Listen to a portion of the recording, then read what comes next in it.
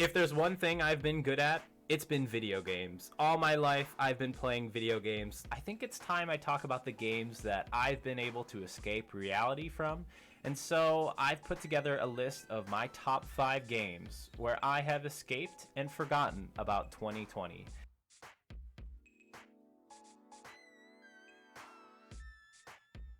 Number 5 on this list is Star Wars Battlefront 2, the remake that came out a couple years ago. This game has been quite fun with a big player base. It recently got on Steam and I think it's on sale. It depends on what time you're watching this video. So lots of people have been playing this game, and I think the footage I filmed shows how big of a spectrum these battles can be. It's intense. It's quite fun. There's a bunch of different classes you can play. The footage you're watching right now, I'm playing a sniper. And if you get enough points in the game, later on you can buy different like powerful classes, I guess. And I love to spend my points being a Jedi. It's like one of my favorite things to do. Just because you can jump at people, force push them. You have a little bit more health, so you're kind of a little bit harder to kill. But it doesn't take long because there's so many people in this game to take you out. The game mode I'm playing right now is called Capital Supremacy, where you're a soldier on the ground and you can get points for these different classes. But if you don't like playing on the ground and shooting people, perhaps you're more of a person who likes to be inside of vehicles or starships, there's a game mode for that as well. Maybe you just want to hit people with lightsabers, or you just want to throw people as Darth Vader. There's a game mode for that too. It's called Heroes vs. Villains. I played a lot of that. There's multiple different game modes for this game. For Capital Supremacy, this game mode, you're supposed to capture enough points, and if you get all the points on the map, you'll move on to the enemy ship. And from there, that's where you have to battle from within. You're supposed to destroy different parts of the ship, and if you end up breaking all 3 sections of the ship, then your team ends up winning.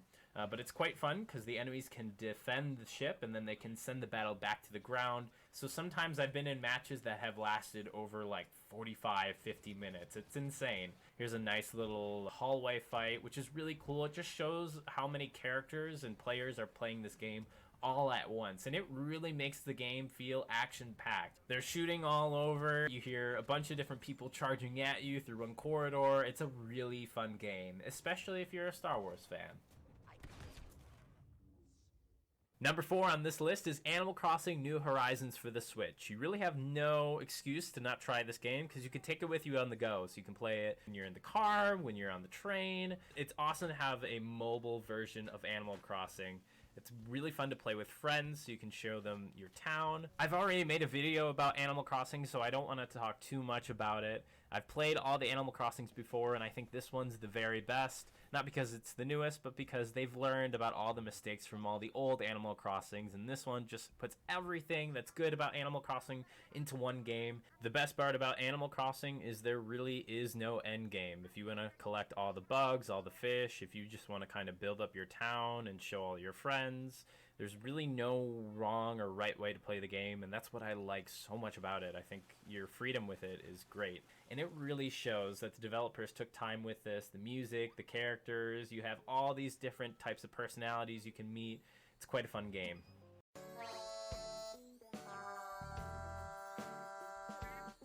Number 3 on our list is going to be CTR, or Crash Team Racing.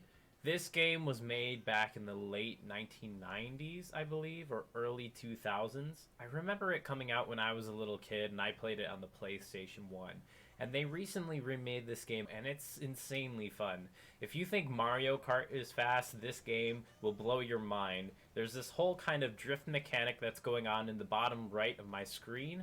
And with this kind of mechanic, if you start to learn it over time by pressing the buttons at the precise times, then you can boost very fast. The whole boosting mechanic is trying to keep your speed throughout the whole level, and that's when the competition online gets very fierce. Lots of people at this game are pretty good, so stepping in and trying to learn the boosting mechanic, if you've never experienced that in a racing game, it might be a little difficult for you to pick up. But I swear to you, it's insanely fun how you can fly through these maps if you can keep a boost. And it's pretty difficult at times, but you start to memorize the map, you kind of analyze what you're going to do next in your head. So there's a lot going on when I play this game. I feel like I'm paying attention to 3 different things at once, and it can get overwhelming, definitely. So as a kid, I was trash at this game. I was so bad.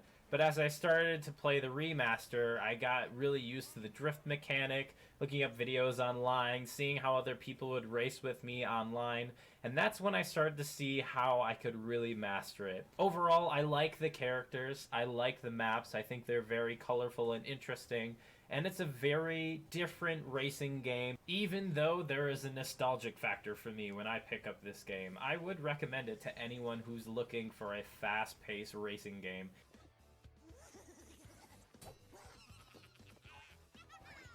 For number 2, we have Apex Legends, and I know you might be asking me, well, this is a Battle Royale pick, so there's tons of different Battle Royales that I could choose from. There's Call of Duty, there's Fortnite. Why I picked Apex Legends is because I keep coming back to the game because of the speed of the game. It's incredibly fun. The developers of this game originally made Titanfall, and the combat of Titanfall is really addictive to play through. The sliding mechanics, how you can move around the map, it makes the game quite exciting and fun.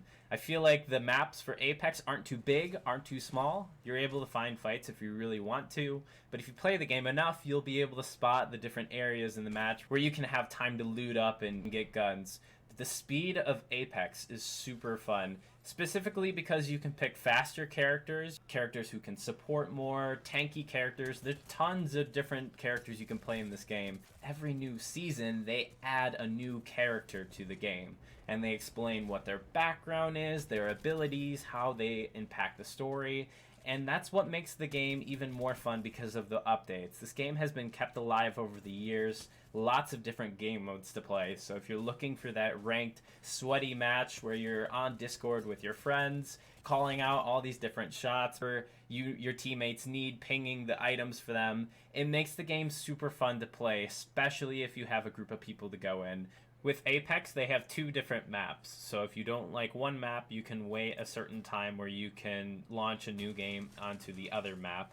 And most Battle Royale games right now, they don't do that. They only have one map, and that's the one you have to play on, whether you like it or not.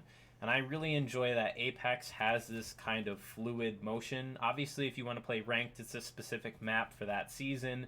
But if you're looking for something where it has a wide variety of things to do, I think this Battle Royale does provide that, and it always changes the game every couple of months with the new characters. I have tons of fun in this game with friends. I always catch myself coming back to this game. I don't think there's a huge skill-based factor.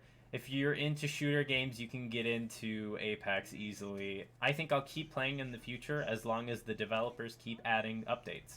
Let's make some bees and honey. Meet back at Ritz for a pint.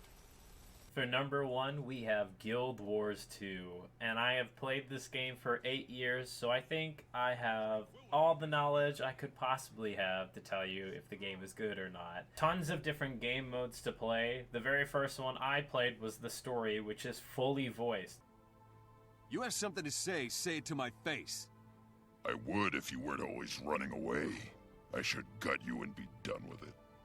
Gut me? With what? That human-made sword you looted from Ascalon? I've had enough. We're done here. Running away again. The interaction with other players in the game is what keeps this game alive and different every single day. The players can help you out with dynamic events that happen all around the map, and it depends on if you succeed or not. Other events will trigger on because of this. Outside the open world, there's game modes like World versus World, where your server competes to capture castles and points on a map. And this can get pretty bizarre and crazy if you ask me. It can be hard if you don't have a properly good computer running. My computer is not the best, but I'm still able to play World versus World, and it's crazy fun and hectic, but it is fun.